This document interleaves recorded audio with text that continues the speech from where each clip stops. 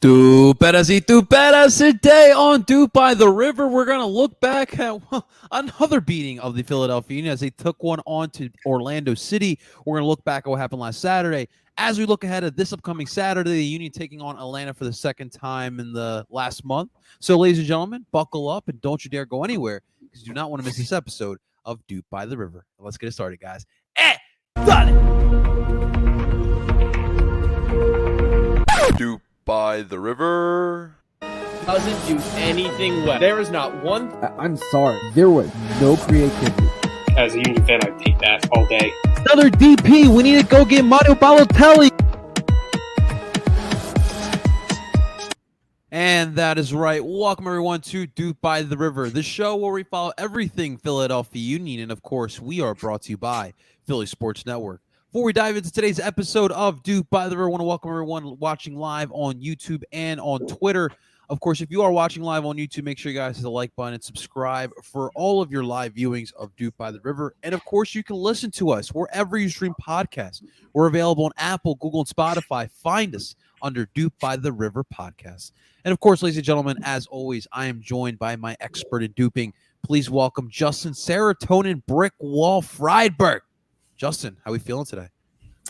Pretty good. It's good when you continue dismantling the entire conference and the league, and LAFC drop points, and it's just been it's been a good few months, and at this point, is anything really stopping the Union outside of the Union themselves? Like it is what it is. The Union are the best team in the league by far, and at this point there can be no question. I know, man. It just again feels like there's nothing that can go wrong. But listen, it's Philadelphia, so we gotta always take it one moment at a time. Yeah, one moment at a time. That's why I enjoyed last year's playoff run, because I enjoyed each moment while it came, and despite the COVID outbreak, it still nearly won, and it was still a hell of a ride. Absolutely. This year feels different. This year feels right. We welcome AK Gaming for finally could watch Dupe by the River. Busy soccer season. Listen, I mean, rather watch us than the Chicago Fire. Am I right? Why you got to do that to AK Gaming? Did they do us? Wait, did they do us the solid? I didn't even look at that score. No, they lost. They almost did. They lost 3-2 to Montreal. Oh, come on, AK Gaming. No, it's all good, I mean, man. Casper wasn't in the lineup, so Dude, what does Chicago do with Casper, man? You got to keep him, right? I mean, unless you can flip him for $2 million in allocation money, and I don't think anyone's going to be dumb enough to pay that. Unfortunately, Cincinnati has been taken over by the Union, so they're not going to be taking that on. I mean, listen, maybe they need another forward behind Brenner and Vasquez, and they need someone who's not fast and will miss most of the sitters. Could you imagine their backups being Sergio and Casper? At that point, you would just go like, hey, Chris, you got any other ideas than sign players the Union no longer wanted? That's pretty much it. AK Gaming, yeah, dude. Listen. At least they can hang the banner that they were in the playoffs for a month, right? Yeah. Almost made it. Yeah, we tried. I'm sorry, AK Gamer. You know what? We love you, man, and we love you, but y'all are an easy target. I mean, at this point, you can't. What else can you say about a team that hung their hats on the hopes of Shaqiri and Casper being as dynamic as Miggy and Joseph? Dude, you know what? Now I'm thinking about this. You know what's wild to me? We literally. I guess you could say traded or upgrade, whatever the term you want to use. But we had Sergio, Casper, and Jamiro pretty much running our attack, right? And now you got Gazdak, Carranza, and Ua, who are just obliterating this league. Dude, Ernst Tanner is a freaking magician, man. Ernst Tanner is going to break this league. Like, he has already dismantled the in-person portion of the MLS Super Draft. He's going to dismantle how this league operates.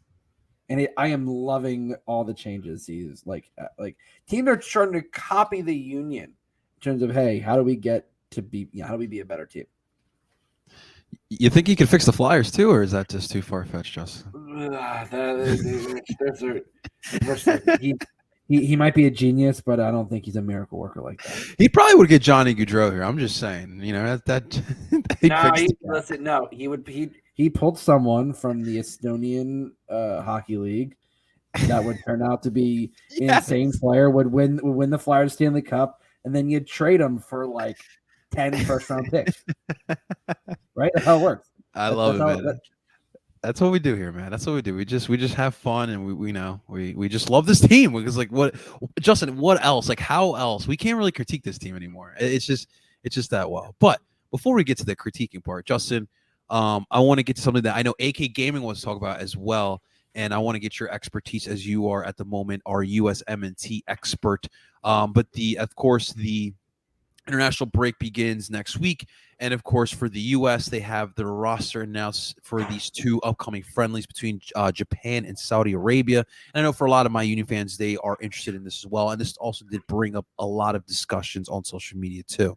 So here's the roster. Your goalkeepers, not really much of a surprise. Matt Turner, Sean Johnson. And I know the reason that Zach Steffen isn't in is he's hurt. So noted. Yep. So that would make sense for Ethan Horvath because I think Matt Turner and Sean Johnson essentially are locks for Qatar. I mean, Sean Johnson is the only goalie that is playing consistently, and Matt Turner is getting Europa League minutes. Mm-hmm. So I think if Zach Steffen's healthy, he'll be there. I think I feel like it should be more of a competition. I feel like you might see like Matt Turner start one game and Sean Johnson start a game. I feel like it's a competition between those two, realistically. Have you watched Matt in Europe at all? I watched him play the game against FC Zurich.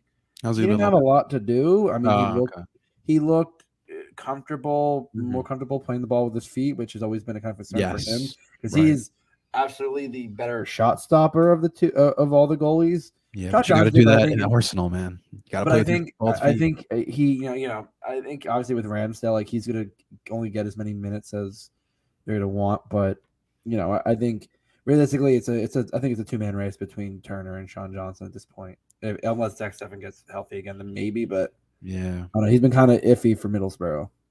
Okay. All right, so your fullbacks: Serginho Dest, DeAndre Yedlin, Reggie Cannon, Joe Scally, and Sam Bonds. Did Serginho go to AC Milan? Did I see that? He did. Wow. He was rumored with Bayern, with Man U. He was rumored with a lot of teams. That's big for Milan. I think it's not necessarily anything he's done. I think for some reason Xavi likes Sergio Roberto in that position, even though he's not a fullback by nature. Mm-hmm.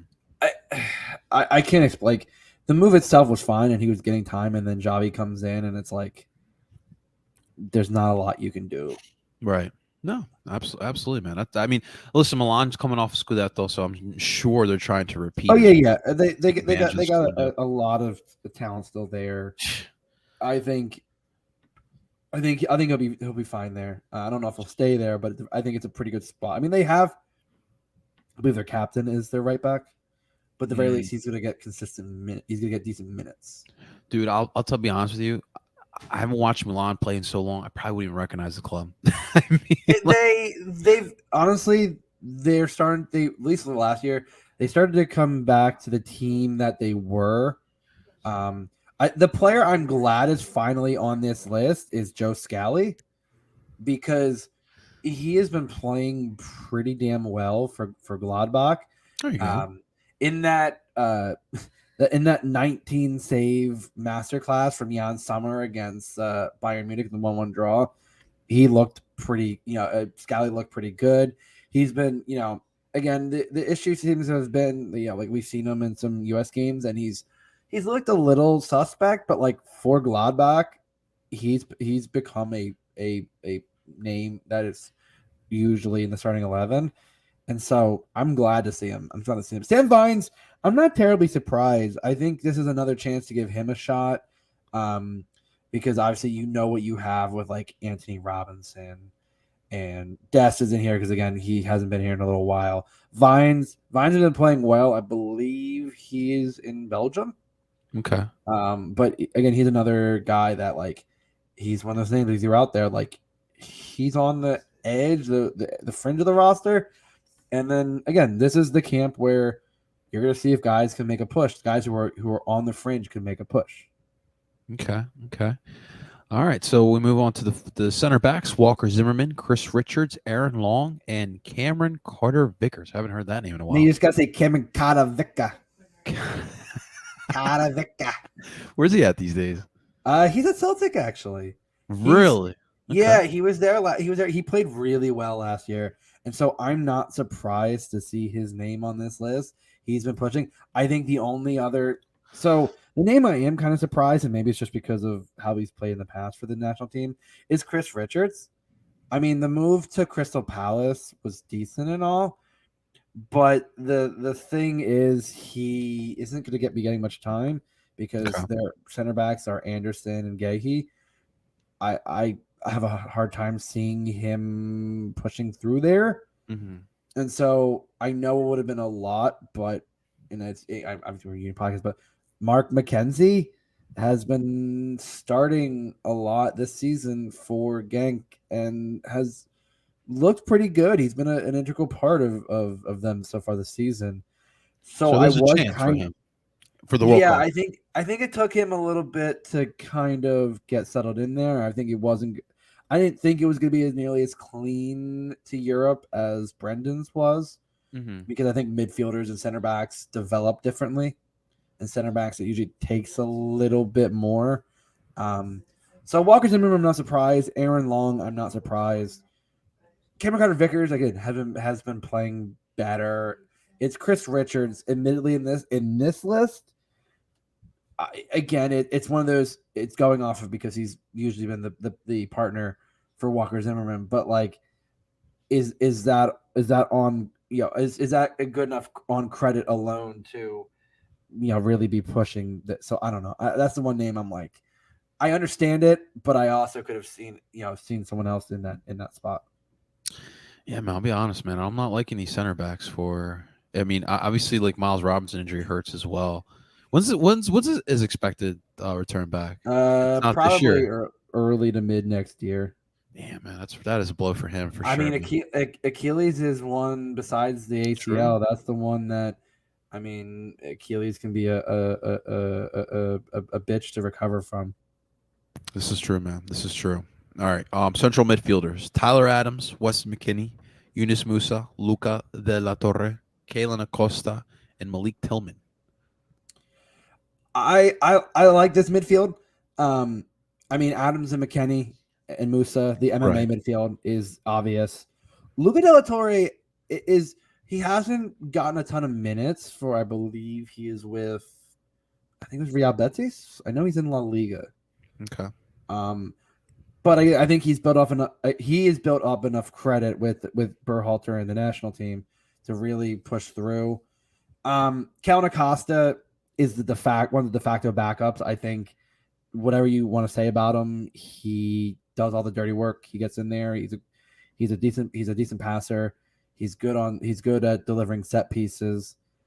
I'm not surprised. Malik Tillman, he's been playing well on loan at Rangers.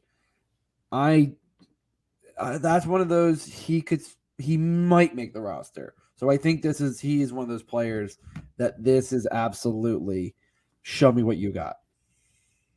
Okay. The fun part, the wingers / attacking midfielders. Christian Pulisic, Brendan Aronson, Gio Reyna, Paul Arriola, Jordan Morris. A fun group, man. Yeah, I mean Pulisic, obviously he's always going to be there. Brendan has been playing out of his mind for Leeds. Leeds are in a bit of a funk right now, but you can't much you can say. Gio is finally starting to be healthy. I mean, Dortmund are easing him in. Paul Arriola is playing well for FC Dallas. I'll give him that much. Jordan Morris, though, typically I would say, okay, no problem. But, I mean, he's been so for Seattle this year. And Seattle in general have been so. So I am surprised at his name on this list, to be honest. Okay. And then last but not least, the most controversial part of this list, your striker position, Jesus Ferreira, Josh Sargent, Ricardo Pepe. Before you say anything, Justin, just my analysis, and I'm not really too familiar with Berhalter's tactics. I got like the emphasis, the basis of it, but it's clear that like his striker, his nine, what kind of style he wants at that position, Justin. Yeah, I mean, listen, Ferreira is your de facto starter at this point. Like, despite my feelings about him, he's been playing well for FC Dallas. His national team form has been up and down. He has a tough time scoring, and that's the whole thing. Is like, well, strikers need to be able to score. Josh Sargent, after a long time in the proverbial, national team wilderness, he's been playing really well for Norwich. He's been playing as a striker. He's been starting over Timo Pukki, which I never thought would happen. I was amazed they were playing him at the wing. And the name on this list, Ricardo Pepe, I don't get it. I mean, the big move to Augsburg, he doesn't score there. He's on loan at FC Groningen. This has to be a confidence booster of some sorts, because the kid I mean, I know he's like 18, 19, but the kid is in barren form. Like, this is next level, goal struggles. It's like, legitimately, I have no idea what happened to him going over there, because like before the move, he couldn't stop scoring, and then he makes the move, and it dries up faster than the Grand Canyon. Like, I legitimately don't know what happened. So, and the question, and I think on a lot of people's mind, is, well, what about Jordan Pifuk? Because I mean, right now, I think if I'm Greg Berhalter, I think your strikers are Ferreira, Sargent, and Pifuk without question. Those are your three most informed strikers. I think Haji Wright maybe is a close fourth, but I think this has to be giving Pepe a potential shot, because I cannot see any reason why you would leave Jordan Pifuk off of the Qatar roster. I mean, like, listen, I get it, and also Jim's kind of the same way. You trust your philosophy, right? But like, you mentioned Pifuk, and obviously I'm going to bring up Brandon Vasquez in here. It just feels like Pifuk and Vasquez are playing at a very high level right now. I mean, they're scoring in their respective leagues. Like, why isn't like recent success important to Berhalter? Is what I, as an outsider looking at this. I mean, I think Vasquez. The timing of the scoring happened after qualifying. Okay. And I think if you were going to bring in a new player, I don't think the forward position is where it was going to be. I mean, think about and you can throw Pepe in there. Think about Ferreira, Sargent, Pepe, Pifuk, Haji Wright. They have all played in a game in qualifying or a friendly. It's like, look back far. They have all at least been called in and gotten time. I think Vasquez's window, I think it was a good shout, but if you look at all the players ahead, like, I think I mean, again, he's also young. I believe he's only 22, 23, right? Like, it's not like he wouldn't be in prime, age for the next one, for the next World Cup in 2026.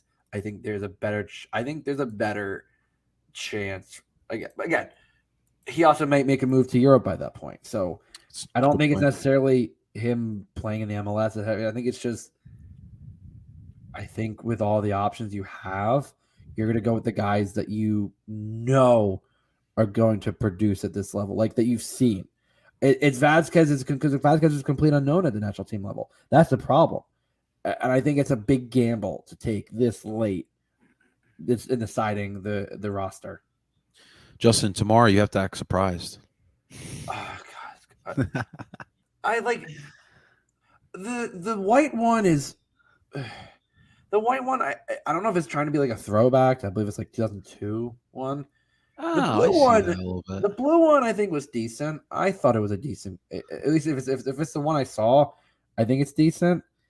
But man, like looking at like Nigeria's kits and looking at all these other I kits, I'm mean, like, Justin, you know they always kill it. I know, but looking at all these other teams, you're like, man, it'd be nice, if we had a little pizzazz, a little anything, man. Come on. Zach, listen, I'm a man of the people, right? And obviously, it was a big deal because everyone was talking about it on social media. And listen, Colombia is going to be also. Justin, did you hear about the Ecuador stuff? Is that still going on? Dude, I literally I cannot believe that shit's still going on. the messed up part of me was like, does this mean Colombia has a chance to still make the World Cup? They are generally still being. That's a crazy ass story, dude. Like false passports. Well, but no, but they already the FIFA already ruled in favor of Ecuador, and Chile still they're trying to get it. And it's like, give up already. Like they're not going to overrule this. Yeah, man. Listen, I still want to see them in there. It's a fun team. Like it's a young bunch of kids who are hungry, fighting for the shirt. Grandma would say, yeah, it definitely. But listen, Zach, what am I supposed to talk about? I have to root for the U.S. I'm actually American. So I have to now I'm with Justin. We're in this together, Justin. We're in this together to the World Cup. So I'll be here. And also, Zach, next week during international break, I'll actually be watching my Colombia in North Jersey. We're playing Guatemala for a friendly, so I'll be all Colombian up. Don't worry about me, Zach. Zach letting us know Anthony Robinson also. But again, I think he'll like, you don't need to see what he's gonna do. You know what he can do. So even if he wasn't, it wouldn't be surprising. True. Zach, Chris Richards is our best player as far as center backs go. I would disagree. I think great. He gets to move to the Premier League. He's perpetually riding the bench, against Joaquin Anderson and Mark Yehi. From a playing time perspective, move. I don't get it. Vieira's pretty set in his lineup. I just cup minutes. Yeah, it doesn't make a lot of sense for a guy who was getting a lot of minutes on loan at Hoffenheim. I don't understand why that move never materialized into a permanent deal. Okay. So has he played at all for Crystal Palace? I think mostly in cup matches. I haven't seen much in terms of Premier League starts. Okay. This one's good. Perfect midfield, no comment. Just that Gio and Brennan are also midfielders, not wingers, Craig. I mean, the weird thing about that is it's mainly just how they line up.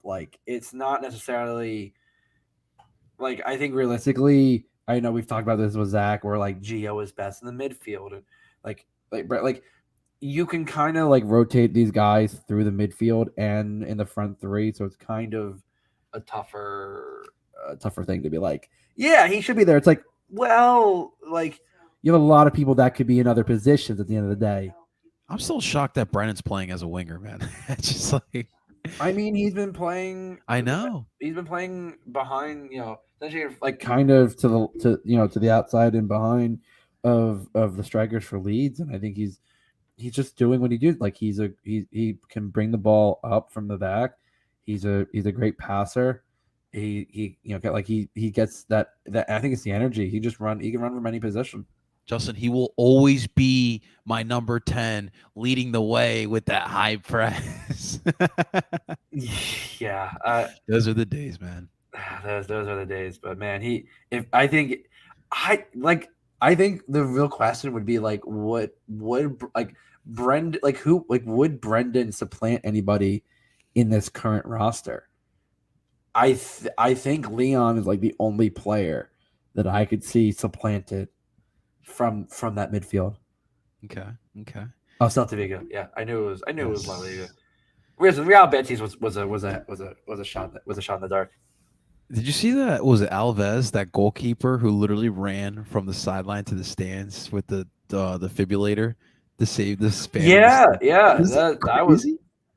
Yeah, listen, I that's like you talk about goalies, so like that was a smart he saw it and knew he would get there faster, so he just ran to the trainers and hey, that saved someone's life. That's impressive. I'll give him that much. Of course, someone in the comments had to mention the fact that they lost 4-0 to Barcelona, but hey, he had the most important save of the match. Yeah, like he saved somebody's life. I think you can give him a little slack for not playing great in Barcelona. Barcelona of all teams. Give me Paxson or Clark over Paul and Jordan all day, every day. Is he talking about Caden Clark? I really guess hope he's so. talking about Caden Clark is not someone I would want. His career, it's an interesting one. But Yeah. I'm going to say I called it, Justin. I'm just going to say that. No, listen, and shouts to our boy Matt Sia who shouted us out. I've been listening to the EPL boys lately. Yeah, like I said, Matt and JD. They've been throwing our names out there. I just need 3 days to catch up on the Prem, dude. I've been so out of tune with the Prem in 3 years, and I will be on the show. I'm in. You don't need to. Well, you don't need to catch up right now because there wasn't a game last. There wasn't games last week, and there's only 7 out of 10 games this weekend. Oh, dude, that's rough, man. Listen. That's why I watch MLS, boys and girls. How to ruin everything, and listen. We could have had soccer. No, we just Queen Elizabeth had to just her Ferdinand just had to bogart everything. But, listen that we and that's why we revolted against the English inside the Revolutionary War. But you know what, Justin? Like all those Euro snobs that give us crap all the time. This is like the 1 week we can legit come at them like, oh, you missed your that sucks, dude. I just watched club. It's like you stopped the league for your for your head of state dying. I can't relate. Hey, we love you, Euro snobs. We're always here for you too. No worries. But we'd also love it if you love the league that plays sports here. Fan. Just be a normal sports fan. Just support your local. I mean, I don't think it's that crazy. Are you gonna it's what it is? It's the perfect example. Like, are you gonna pick Domino's over your local mom and pop shop for pizza? If you're picking Domino's, tell me who you are. Send me your address so I can slap you across the face. Yeah, I'm picking my mom and pop shop. I was gonna say, yeah. If I'm picking, I'm picking. I grew up in Marlton.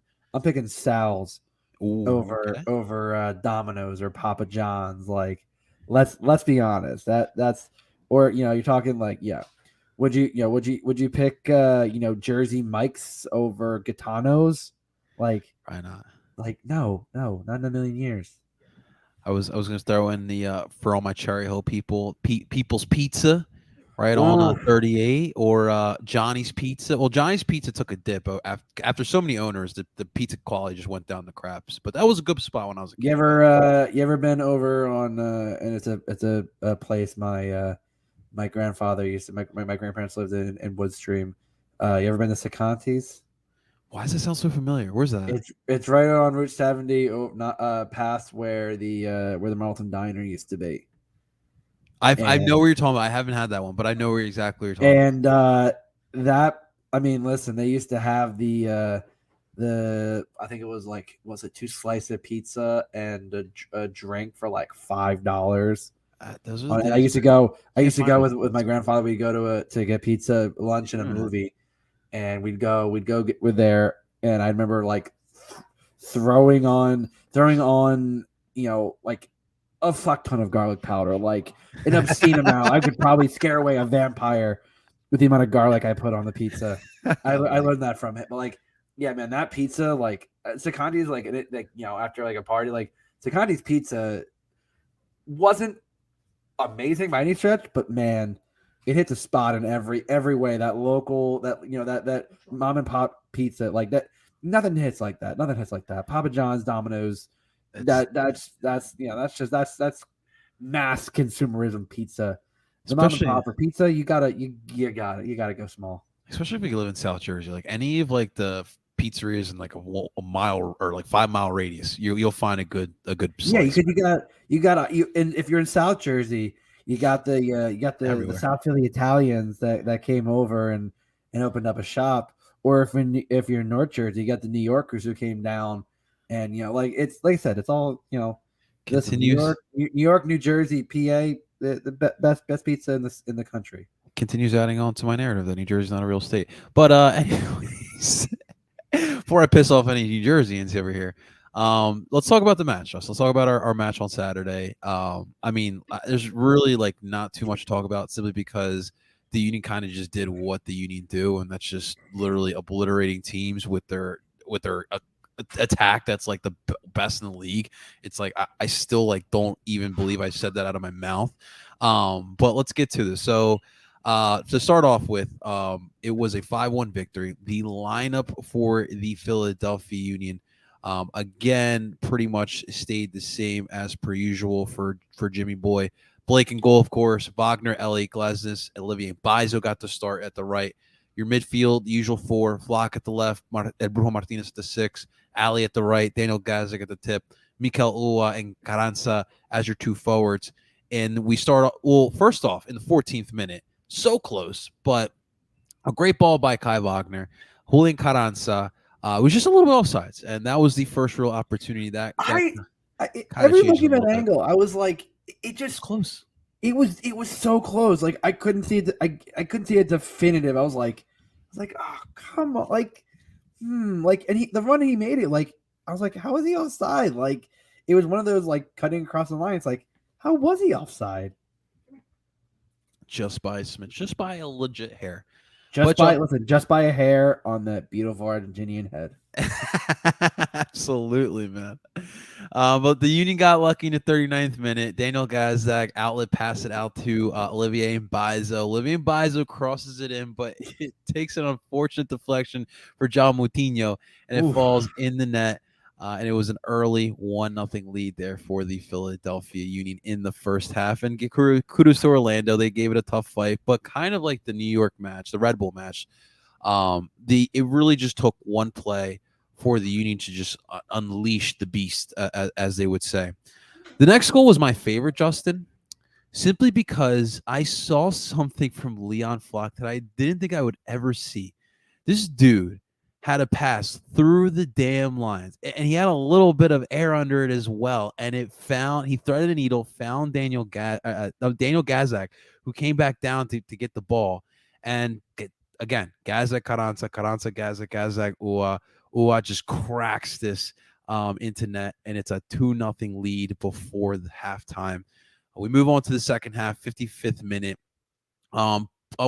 Surprisingly enough, there was no Pedro Gaese. So unfortunately for Mason Stuthar, who is a homegrown goalkeeper for Orlando, this was the worst time to have a freaking start for Pedro because you got to go up against the Philadelphia Union. So 55th minute, Gazak's going for a ball. Stuthar's also going for the ball, and he just kind of dives right in front of Gazak. It leads right to the spot, PK opportunity, and of course Daniel Gazak's going to bury it. It's now a 3-0 lead. We move on 8 minutes later. This was a great play in the way it was set up. Brujo Martinez takes a ball from Olivier Mbaizo, one touch, beautiful cross to the other side. Great awareness, realizing Kai Wagner was wide the hell open. He crosses it. Kai Wagner crosses it in. And then Ali Bedoya comes out of nowhere and just dives. Full extension Superman. Just gets the header in.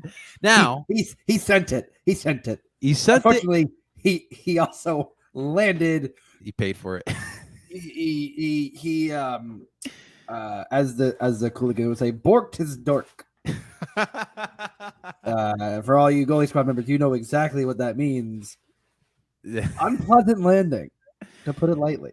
Now, look, the report after the match was there was a weird sensation down there. So for precautionary reasons, they took him out of the match. I'm sure he's fine. You know, he's remember, although he's playing like he's 25 years old, he is still 35. And, you know, some injuries. Jim got a text from Allie's wife saying, for the love of God, take him out. Dude, I freaking love Allie, man. Oh my god, I freaking love him. Orlando did get a reconciling goal. That was actually it was, I got to be real. It was a nice looking goal. It was a nice crack by Andre Pereira. Gets past Andre, but like those goals don't typically go past Andre. But listen, it was a 4-0 lead at that point. Jack Elliott would get on the score sheet, Justin. Kai Wagner on the corner kick, 87th minute in, and it was a corner that kind of found the back post, and Jack with his 6'3" frame gets the head in. Clean header, like literally no one on him, like not even he could have set up a George Foreman and walked in on there. Like the time he had to walk in there was ridiculous. It was great, and that would do it. The Union again with another dominating home win. It just feels like if the Union are going to play home, it's a guaranteed win. But not just that; it's like they're going to be a win that they're winning like 3-4 goals plus. Subaru Park has truly become a fortress, and like in their last was it 6 home matches, they've scored like 18 goals or 18-3 goals. Like it's crazy the numbers that they are putting up, Justin. Historical numbers as well. They are close to breaking the goal differential record, and it's crazy because Justin, I know you felt the same way. Like 2018 and even like before that, the Union were always, like literally always in the negatives in the goal differential. Talk about them breaking the goal differential record. It is crazy for fans who have been going through this. But let's just kind of talk about this in general, man. Just your takeaway from this match, anything you want to take away, because it's just kind of becoming redundant at this point. Yeah, I mean, at this point, it feels like, what can you say about this team, the way they've been playing? Olivier Mbaizo gets, I mean, that's a hell of a deflection. I almost wanted to say it was it was really, I almost felt like it shouldn't have been an own goal. Like, I know it wasn't necessarily going on net, but you could like say, well, like it was heading in the direction of the net, and like I was like, oh man, like I was trying to fight, and I knew they were going to call it an own goal, but I was like, oh come on, like you can give that to Olivier. Mikel Uwa's goal is exactly the type of goal that I said at the beginning of the season that he would be like. These are the runs he was making in Denmark. These are the runs that the Union have needed from a striker. Timing. How about Leon Flock though on that pass though, Justin? I mean, right into Daniel Gazdag, and Gazdag picks his head up. And listen, I said if you could get him behind Antonio Carlos, he's not fast. And Mikel Uwa just said, "Thank you very much." And it almost like a thorough like toe poke. Like he just smashed that thing through Studahar, and it was like, okay, this is it. And the PK, I will fully admit, I thought was going to get overturned. I mean, there was contact, but the ball was pushed a little far. Like it was one of those like, but hey, it happened. Gazdag finishes it. Ali Bedoya risking his manhood to score that goal. It was a great header. I mean, again, yeah, heads up play from Brujo. I mean, that pass was on a rope. That was a perfect pass. And I know he's a great he's a great player, but it's like it works. And that was just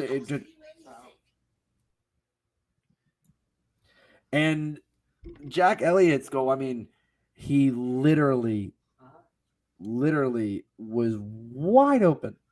Yeah, wide open. Like I talk about a corner kick, and you look, it's like there's a 6'3" center back, 6'3" Englishman just strutting down from the PK spot.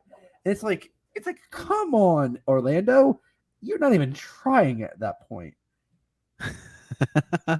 I'll say this. Would have Orlando had a little bit of rest? Would have Orlando came into this match a different situation? Look, winning US. You still think we would have killed them? I still think we win that. And I laughed that we were, Tim and I were saying like during the game, and I kept saying to Tim, I'm like, oh, I'm gonna have some words on for the podcast, because if I remember correctly, you thought I was being harsh on on Orlando for what I said, and the reality of it was, again, yeah, they won the Open Cup, great. They played like shit for 70 minutes against the USL Championship side. That's true. And 35 minutes, yeah. And they just lost 1-0 to Atlanta. Atlanta's barely clinging Did on. they to really? the That's a final. I think they went all out, and they're fifth place right now in the East. Their spot isn't secured at all. There are only 3 teams now, and with Orlando's loss, the only 3 teams that have qualified for the playoffs at this point are the Union, Montreal, and tonight with Orlando's result, New York Red Bull. It's truly incredible what they've been doing, man. And it's like, unless the Union it feels like the Union are the only team that can really beat themselves. Yeah, unless they get injuries, like it just feels like injuries. Like when we talked about last year, they're a COVID outbreak away from playing in Portland. They also, even with the COVID outbreak, still nearly won. I think, but again, this team is built differently. Everything about this team, they are a absolute dominant force at the fortress that is Subaru Park. The defense has always been solid the last few seasons. That has not been a question. The question has always been, where's the offense coming from? And for the first couple months of the season, yeah, that was a legitimate question. But again, it was, Daniel Gazdag was holding this team up, and his production was holding this team up for a while. Ali was chipping in. Corey was chipping in goals. Julian Carranza was chipping in goals. The question was, where is Mikel Uwa? And at the end of the day, it was between the visa situation, injuries early, they tried to rush him back. And we talked about, if you look at the last few months, he's been playing 70 minutes, 70, 75. He's starting to push more minutes. And you don't need him to go full 90. But the fact that you're getting him for at least 65 to 70 minutes and still getting insane production out of him at that point, I mean, he's been playing 70, 75 minutes regularly now for a little while. It's amazing to see. This team is next level right now. And I've been saying this for a while, and I feel like a broken record, but I don't give a fuck at this point. The Union are the scariest team in the East. And the fact that they have secured home playoff games, and at this point, if you win on Saturday, you've locked. I think essentially, if my math is correct, you've locked up first in the East. That means you have home playoff games through to the MLS Cup final, and if you win the Supporters Shield, you have home games through the MLS Cup final. So it is this team is next level good, and I'm telling you, if the Union host MLS Cup, first off, I'm taking an Uber down because it is going to be a long day at Subaru Park. And if they win, I'm telling you, it's going to be an all-night party down there in the I'm taking a week off. Oh yeah, it'll be. Oh, listen. I already took off. If the Union hosts MLS Cup, I'm not going on my golf vacation, but I'm still taking the time off. So I have 2 days before and 2 days after the weekend. So I have built a nice buffer for a solid weekend of just whatever happens. Before we get too ahead of ourselves, I want to talk a little bit about how this team is kind of built itself. We talk about how this team kind of is setting the precedent of how to build a team. We always talk about the youth academy and all that, but it's crazy that this team has such talented of a team that it does with how low their payroll is. That is truly remarkable. And we talked about it before, but it's just crazy that still, Justin, these teams are spending money to better their teams, right? But yet they're still going after strikers, still going after 10s. The Union built it the right way in the fact that they solidified a defensive structure first before they did anything else. You remember the days where Andre Blake literally had to do everything out there to try to even get a draw for this team. They made it an emphasis. I remember, what was it, 2020? Ernst Tanner, once that year, he said, we allowed way too many goals in 2019. And they made some serious strides in 2020. We saw that led to a supporter shield. And so it's crazy to me that, Justin, that so many teams still want to go out and buy that 10, buy that number 9, instead of investing in a strong defensive structure. This has evolved into what it is now. We talked about earlier in today's pod how we essentially swap Jamiro, Sergio Casper for Carranza Gazaganua. And you see, that's all we really needed, because this team was elite in a lot of different positions last year. But building a defensive structure, it leads to everything else. Now you can invest on the attack, and you can build a prolific attack like the Union have. And more teams need to learn from that. Not just the youth academy stuff, not just the way you spend money, but how you're building a team. It starts with defense. I just don't know how other clubs don't get that. I mean, I think there are clubs that are starting to look at that. I think you look at Montreal. Nashville's too. Montreal, Nashville, like there are teams, and FC Dallas as was the real archetype for what the Union kind of were building on. Obviously, the Union now have kind of taken it and run miles ahead, and other teams are trying to catch up.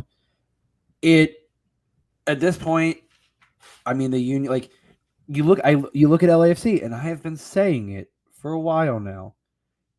Great, you buy all these nickname players. Where's the cohesion? You bought all these players at the end of the season. You're losing to Houston.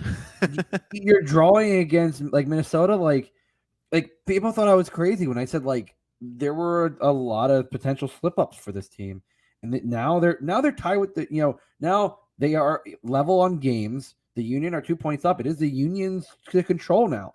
LAFC lost control when they drew with Minnesota, and Cincinnati for a while was a team that again, I've been saying look at what the Union been doing. They've been slowly, incrementally building with the roster development in terms of spending. I mean, listen, Mikel Ua was almost $3 million, and that was your highest level spending. You've balanced that in with Leon Flock was $250,000. Bruno was less than $1 million. Ali was got on a free. Jakob Glesnes was gotten for $500,000. Jack Elliott was drafted. Leon was, Kai was gotten for next to nothing. Olivier was signed for pennies on the dollar. You look at up and down this roster, they have spent smartly, and they have, built up from the academy. And I've been saying this for a while. You can balance spending smartly with academy players, and at the end of the day, the Union are the key, the golden light, the key marker for what teams should be doing. Now, are teams like LAFC still going to sign a Gareth Bale and a Giorgio Chiellini, who are way past their prime? With Chiellini, yes, that's still going to happen. That you're not going to stop teams from doing that.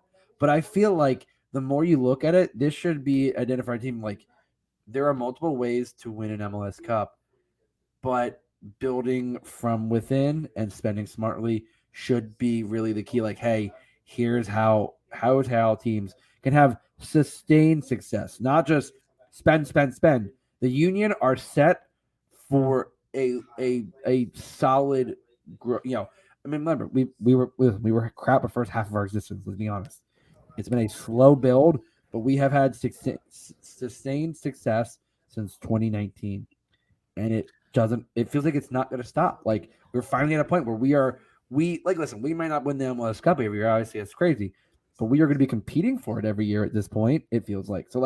It is a good justification to be here's how you do things. Here's how you do things in the MLS now. I think Ernst Tanner came in and said, you know what? If you look at here's what I've done and here's how it works. And you look at Jim Curtin. Jim Curtin is absolutely a player's coach. He knows how to get the best out of his players. He knows how to pull them together. I think you weeded out players that may not have gelled with the team vibe. You've brought in players that not only gel with the vibe, but are excelling in the positions. They were either being played out of position, see Julian Carranza, or in leagues that many people not know about with Mikel Uwa. Like, I mean, if you look at, again, him and Hani Mukhtar were teammates, and they were both ridiculous for Brøndby. So, like, it just goes to show there are multiple ways to get to a successful team, and the Union, I think that method is more sustainable than spend. It's crazy too, Justin, that we're enjoying these players, and we don't know what their future is going to hold for guys like Uwa, guys like Carranza, right? But the beauty of it, Justin, is that you do have Aronson waiting. You do have Sullivan waiting. You do have a bunch of other kids that are waiting in the wings for their opportunities to shine and be the everyday starters. And that was the plan all along. And it's going to slowly come to fruition. We'll see what happens. But this is a lot of fun. We're obviously enjoying it. But next up, Justin, we're going to be traveling down to the A, where it used to be a very daunting place. Look, I don't want to take too many shots at content creators here, Justin, but I want to be completely honest here, right? So I'm looking at Atlanta, right? I'm looking at the content, right? Not only just for today's show, but also just to see what's going on down there after a couple weeks, and just seeing what's going on in Atlanta. When I started doing content creation, Atlanta had so many freaking content creators, podcasters, YouTube, you named it, everything. And there's barely any now. It's wild to me how, like, just a little bit of losing can really turn off that city. They all decided to go work in the salt mines because Atlanta Twitter is just nothing but salt. Now, obviously, we see the crap that happens on social media. They're still butthurt and bitter about. I don't know, dude. They were killing us for like 2 years straight, and yet we were taking the beatings like adults. And they can't take 2020 happens, and then things change, man. It has not been the same at all. They gave us a valiant effort a couple weeks ago, and I feel like in the earlier matchup, the Union may have taken Atlanta a little bit too lightly, but the Union, just being the Union, knew when to turn it on, and they erupted for 3 more goals. And so I'm curious to see how it will go down in Atlanta, because it's still a little bit, not obviously not what it once was, but still a little bit of a home pitch advantage for them. And obviously the game is much faster down there on that. What is it, like? Is it artificial grass, or what is it down there that they use for the bends? I think it's like I think it's turf or artificial grass. So it's honestly though, Justin, now I've just got excited because seeing Gaza, Carranza, and Uwa on that artificial grass, that could be very fun. The way they play, very fast. Yeah, I think the thing I'm excited about is their ability to get up that field, because could be an advantage for us. I mean, if you look at that field plays very quick. And yes, that works exactly in the Union's favor. I mean, listen, they keep talking about, Juan Parada and his hat trick against Toronto. He also was at fault for 2 goals. Like, Toronto sucks this year. Let's be honest. The Italians. There was not enough, Marinata. It's fun for a minute. Or pesto to save Toronto's season. There not remotely. There wasn't a margarita pizza that was saving that a nice carbonara. Nothing was saving their season. I heard that Gigi Buffon's going to come over next season to play goalie. Oh, Jesus! You talk about guys who were washed up and really should retire. I love Buffon, but man, I really do hope he retired, because that's old, man. That's old. Like, that's gone like Juan Samuel. It's like Brett Favre on steroids at this point. Seriously, it's ridiculous. But looking at Atlanta, and I kept saying this, like, looking at like today's game, I was like, why is Andrew Gutman that far up the field as a Every defender. time. Like, and He did that here too. Yeah, and I kept saying that, like, and the Union after that goal, they noticed that like Ali kept creeping over that side. He kept stopping the goal kicks. They kept a closer eye on him. He couldn't get forward as much.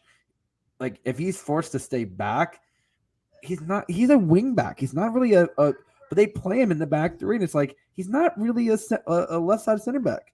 He's a wing back by nature. He can defend, but he likes to play in the Trent Alexander mold where he wants to just bomb forward and just be really a part of the offense. And I think he'd be better in the midfield, but they need him to play defense. And I really think outside of that, like, Ahmad is playing decently. Like, I think he's starting to. I'm not sure he's worth the price tag. I think he still needs to build into that. I think it's been a lot of Arujo.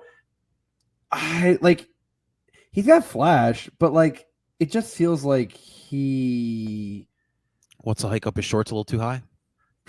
Yeah, man. What's it with Atlanta players? They're trying to copy William Collin. I know that's. Listen, he pulled. It's really a South American thing, dude. Like, even Ed Brule doesn't do it like as crazy as he'll do it in warm-ups. He does it in warm-ups. Remember Sorteo from Toronto last year? Oh my God, his shorts. That's when he was wearing. He was wearing shorts. a G-string, man. But like, looking at Atlanta's roster, I'm just not scared. Like, it's tough to look at that roster and go, "Oh my God, no, we're gonna barely scrape out." It's like, no, I think we could easily win in Atlanta on Saturday. I have no questions about it. In fact, I absolutely think we're gonna win on Saturday, and I'm usually not ever this confident, but I fully believe we're winning.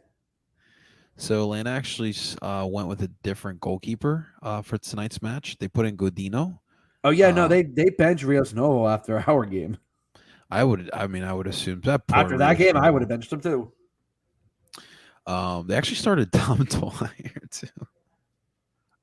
Yeah, I think he got subbed off for Joseph, but it was Almada that scored. Dude, and Gutman getting forward again was the key. In all seriousness, though, Justin, Atlanta just needs to get rid of any stench from the 2018 championship team. I legitimately think I think that means, and I know it's crazy, but there was an article on MySoccer.com was like, should the Atlanta trade Joseph Martinez? Yes. Yeah. Just get rid of it all. I have been saying this for several seasons now. They are 100% too reliant on him. They have been like, when I think he should have left when Almiron left. He tried to stay and tried to build more. And they could never fully recreate that. They got rid of Julian Grasso. They kept trying to do that though.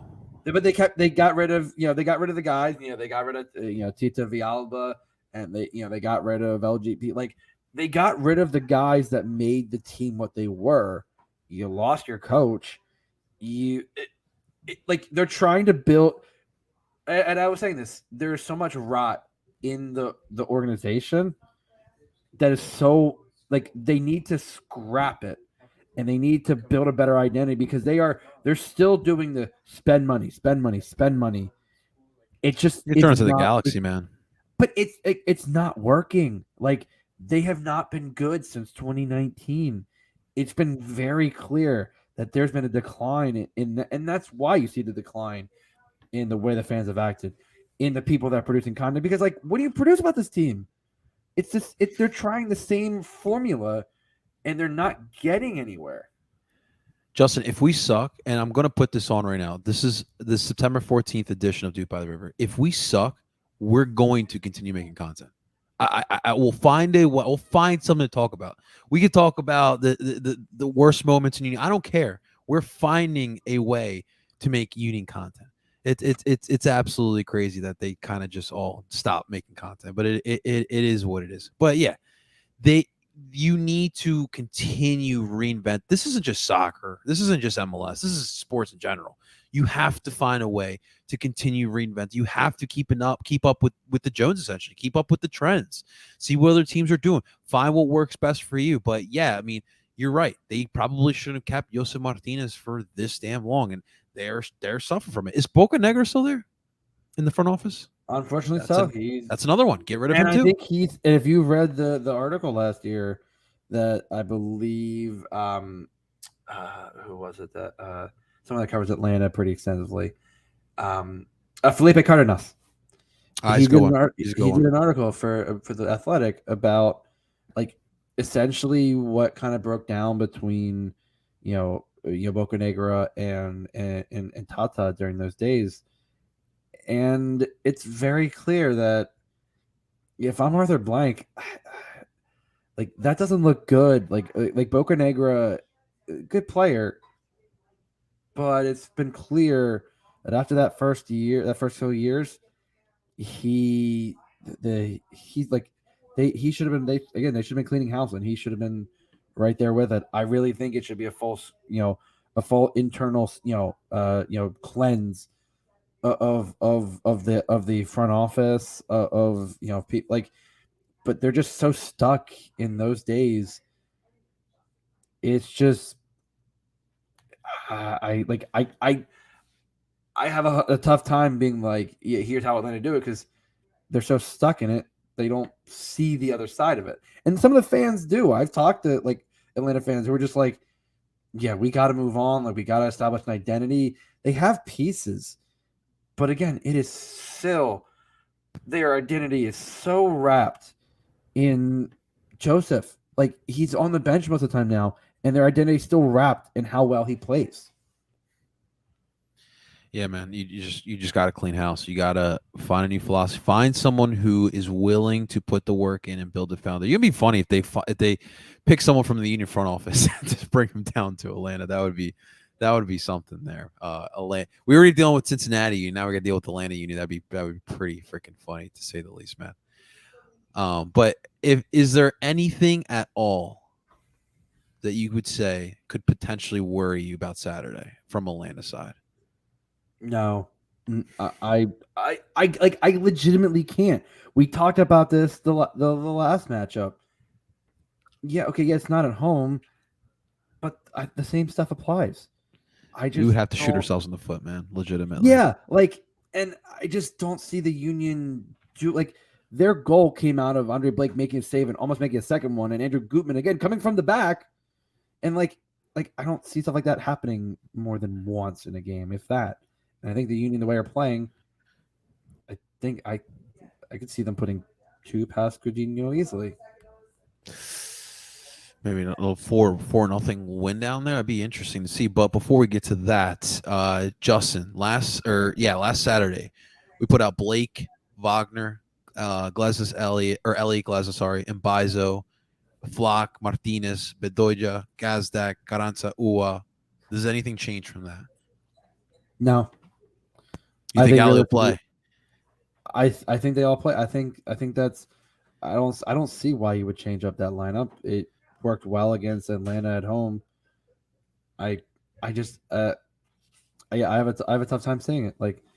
Again, Atlanta can be easily broken down defensively, and that's where Olivier comes in. Olivier and Kai coming up those wings created so much havoc for that back line. I have a tough time seeing this one again.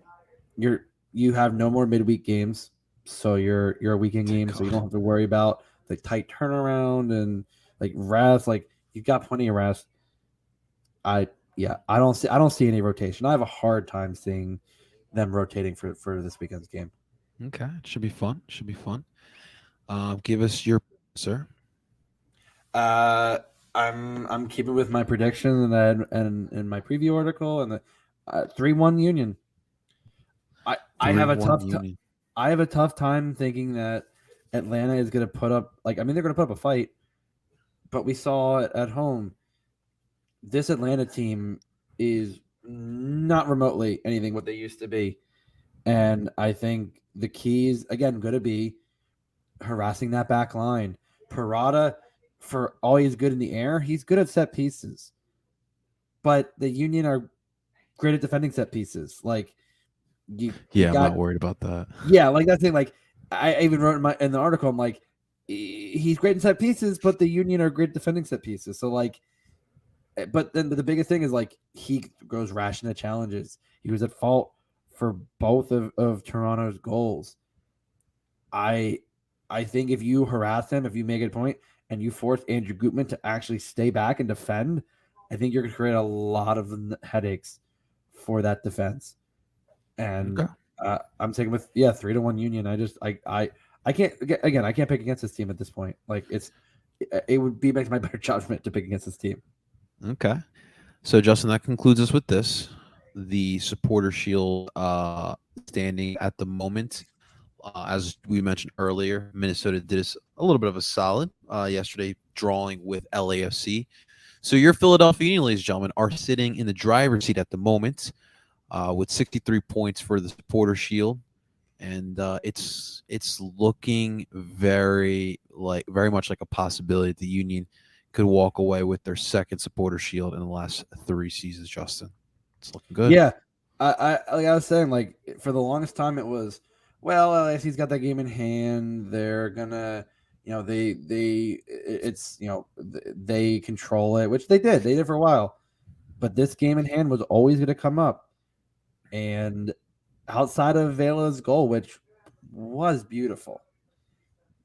I mean, first off, Arango should have been sent off. I mean, he got a yellow, and then 3 other chances that in a normal game, those are yellows right away, but they may not be second yellows. But it's like they pushed it. They did not look good. They generated a few chances, but this is a Union's race to lose.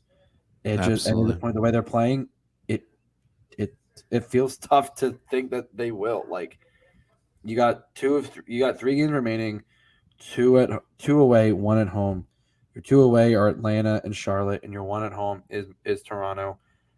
I can I can easily see winning all 3 games and winning your second Supporter Shield in 3 years. The craziest part about this, Justin, is the goal differential. Like you're plus 20 more than LAFC. That's wild. You are more than triple your goals for the goals against. That is unheard of at this point in the season. That is literally unheard of. Oh my God, the season keeps getting better. Keeps getting better. Zach giving us an update. In other news, NYSC is dominating Atlas 2-0 in Campeones Cup. You mean they really marketed the crap out of that game, man? In the Who Gives a Shit Cup? Like, come on. they tried to make more of this bullshit cup. I'm sorry. No one outside of that team gives a flying fuck about that game. I definitely would not care about it. NYCFC hasn't played well all in the last 10 games.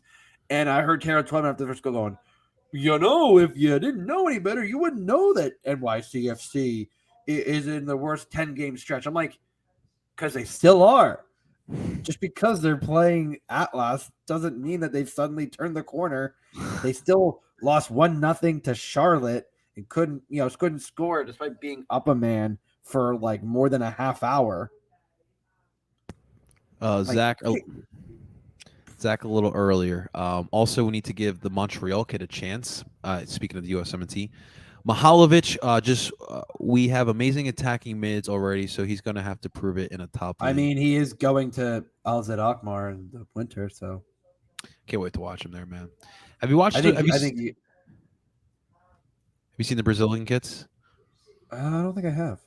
I'll have to check those out, man. But Zach letting us know the Brazil kids. Zach, that's the last thing you need to do is give Justin an idea of buying another kid.